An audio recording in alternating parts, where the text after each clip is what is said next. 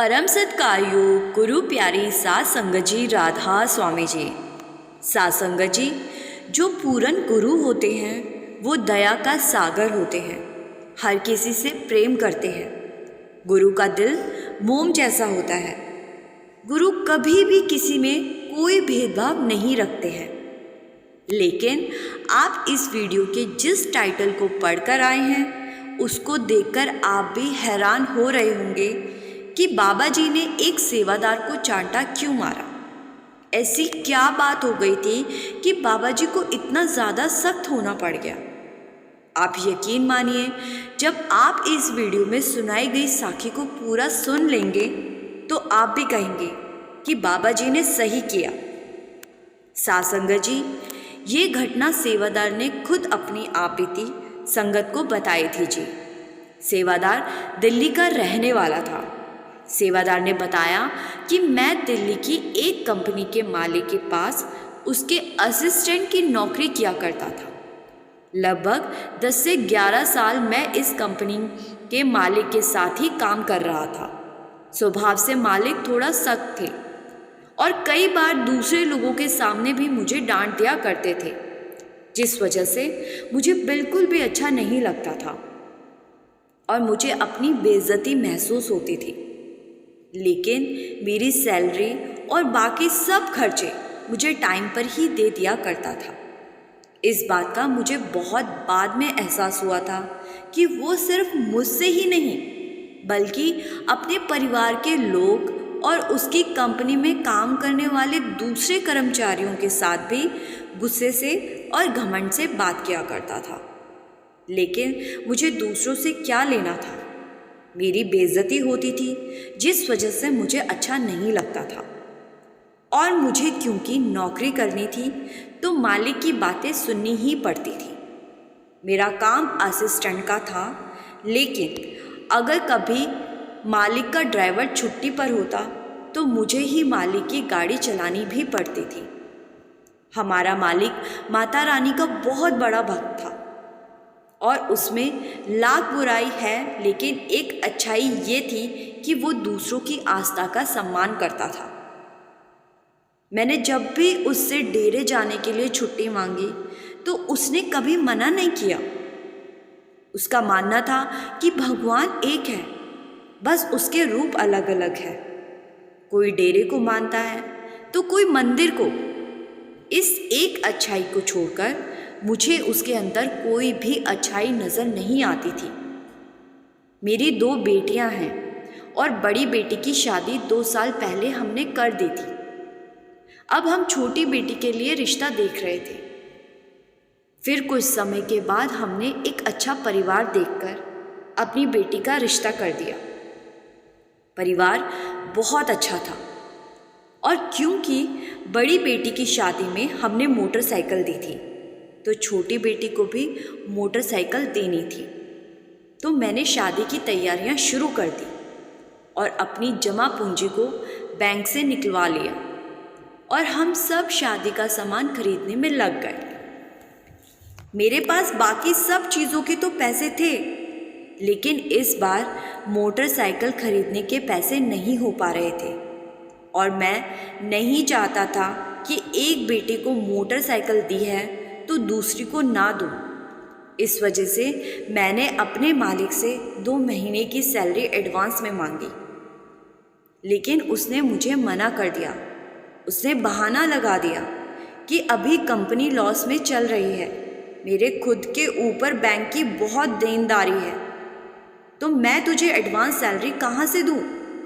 लेकिन मैं जानता था कि मालिक के पास बहुत सारे पैसे हैं। वो अपने ऑफिस में एक अलमारी में हमेशा बहुत सारे पैसे रखा करता था। ये वो पैसे थे जिसका लेन देन कैश में हुआ था। इसलिए मालिक इन पैसों को अपने ही पास अपने ऑफिस की एक अलमारी में रखता था। क्योंकि मैं मालिक के बहुत करीब रहता था तो मुझे इसके बारे में पता था और इस बात को मैंने अपने एक दोस्त को भी बहुत पहले बताया था। मेरा ये दोस्त मेरे बचपन का दोस्त था, लेकिन वो एक सत्संगी नहीं था और बुरी संगति में पड़ा हुआ था। जुआ खेलना उसका रोज़ का काम था, क्योंकि वो मेरा बचपन का दोस्त था। हम दोनों बचपन से ही एक साथ बड़े हुए थे, तो मैंने उससे दोस्ती रखी, क्योंकि मुझे इस बात से कोई फ़र्क नहीं पड़ता था कि वो अपनी पर्सनल लाइफ में क्या करता है। मेरे लिए तो वो मेरा दोस्त था और उसने कभी मुझे जुआ खेलने के लिए नहीं कहा। इधर बेटी की शादी की तारीख नज़दीक आ रही थी। मेरे पास मोटरसाइकिल के पैसे नहीं हो पा रहे थे, तो इस बात का जिक्र मैंने अपने उसी बचपन के दोस्त के साथ किया। तो वो कहने लगा कि अगर तू बुरा ना माने तो मैं कुछ कहूँ। तो मैंने कहा कि भाई, इसमें बुरा मानने वाली कौन सी बात है, तू बता, अगर तू मेरी मदद कर सकता है तो। वो कहने लगा कि देख, मेरी हालत क्या रहती है ये तो तुझे पता ही है, लेकिन मेरे पास एक तरीका है जिससे तुझे और मुझे बहुत सारे पैसे मिल जाएंगे और वो पैसे वापस भी नहीं देने पड़ेंगे, लेकिन तुझे थोड़ी हिम्मत करनी होगी। ये सुनकर मैंने अपने दोस्त से कहा कि ऐसा कौन सा काम है जिसमें पैसे वापस नहीं देने पड़ेंगे। तो मेरे दोस्त ने थोड़ा हिचकिचाते हुए मुझे कहा कि तूने बताया था तेरे मालिक के पास बहुत पैसा है और वो ऑफिस में रखता है। तो मैंने कहा कि हाँ, लेकिन उसने मुझे देने से मना कर दिया है। तो मेरा दोस्त कहने लगा कि तुझे उससे पैसे मांगने नहीं, वहाँ से उठाने हैं। ये सुनते ही मुझे गुस्सा आ गया और मैंने अपने दोस्त को बहुत कुछ सुना दिया। मैंने उसको साफ साफ कहा कि हमारे गुरु ने ऐसे किसी भी काम की मनाही की हुई है। तो वो मुझे समझाने लगा कि मैं तुझे एक ऐसे इंसान के घर चोरी करने को कह रहा हूँ जो बुरे वक्त में तेरा साथ नहीं दे रहा, और तूने सारी उम्र उसकी नौकरी की है। उसने तेरी कितनी बार बेइज्जती की है, पैसे होने के बावजूद भी वो तुझे पैसे नहीं दे रहा, और वो जो पैसा उसके ऑफिस में रखता है वो तो वैसे भी 2 नंबर का है।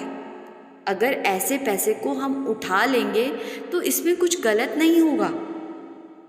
मेरे दोस्त ने मेरे मालिक की 100 बुराइयां गिनवा दी, और अब अपने दोस्त की बातें सुनकर मुझे भी लगने लगा कि अगर मैं ऐसा करता हूँ तो इसमें कोई गलत बात नहीं होगी।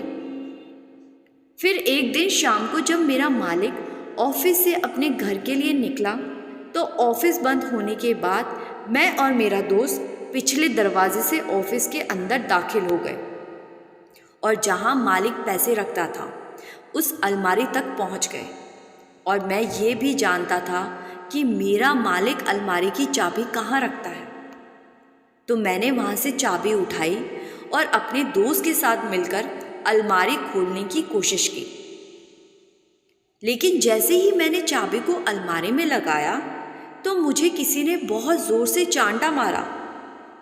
ऑफिस में अंधेरा था तो मैं देख नहीं पाया कि किसने मुझे चांटा मारा है।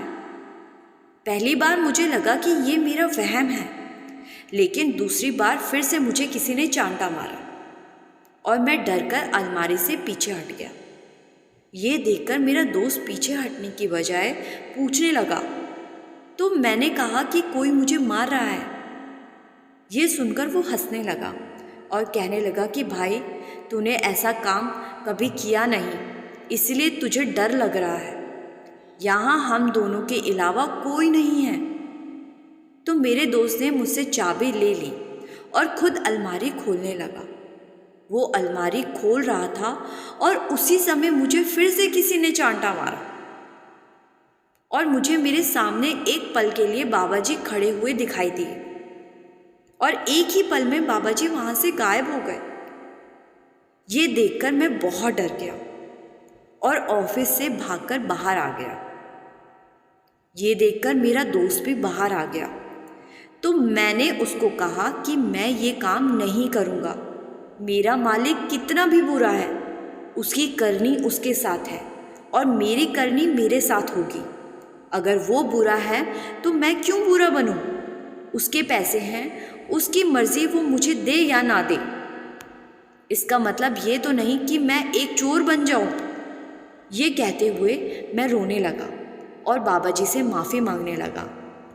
मुझे बाबा जी की समझाई बातें याद आने लगी। बाबा जी हमेशा संगत को समझाते हैं कि अगर कोई आपका बुरा भी चाहता है तो भी आप उसका बुरा मत सोचो, सब मालिक पर छोड़ दो। फिर मैंने अपने दोस्त को कहा कि मेरे मालिक ने तो कभी मेरा बुरा नहीं चाहा। जब भी डेरे के लिए छुट्टी मांगी तो उसने कभी मना ही नहीं किया, हमेशा टाइम पर मुझे सैलरी दी है। और अगर उसने ये सब ना भी किया होता तो भी मैं ऐसा काम नहीं करूँगा, क्योंकि मुझे डेरे जाकर अपने सद्गुरु से नज़रें मिलानी है। ये कहकर मैं वहाँ से अपने घर आ गया और उस रात मैं बहुत रोया और सोचने लगा कि अगर आज बाबा जी ने ना संभाला होता तो मुझसे इतना बड़ा पाप हो जाना था और मेरी सालों की नाम की कमाई एक ही पल में मिट्टी में मिल जानी थी। मैंने बाबा जी से बहुत माफ़ी मांगी और बाबा जी को वचन दिया कि आप जिस भी हाल में रखोगे मेरे कदम कभी भी नहीं डगमगाएंगे, चाहे ही कितना बुरा दौर क्यों ना आ जाए। सासंगत जी, इंसान के ऊपर कोई मुसीबत आए तो वो अक्सर अपनी राह से फिसल जाता है, लेकिन हमें अपने सद्गुरु पर विश्वास रखना चाहिए। ऐसा कोई काम नहीं करना चाहिए जिससे कि हम खुद से नज़रें ना मिला सकें, क्योंकि ऐसा एक भी काम हमारी सालों की कमाई ख़त्म कर सकता है। संगत जी, साखी अच्छी लगी तो वीडियो को लाइक, शेयर और कमेंट में राधा स्वामी लिखकर अपने शहर का नाम ज़रूर लिखिए जी, जिससे कि हम जान सके कि बाबा जी की संगत कहाँ कहाँ से बाबा जी की प्रेरणादायक साखियाँ सुनती हैं जी। गुरु प्यारी सात संगत जी, राधा स्वामी जी।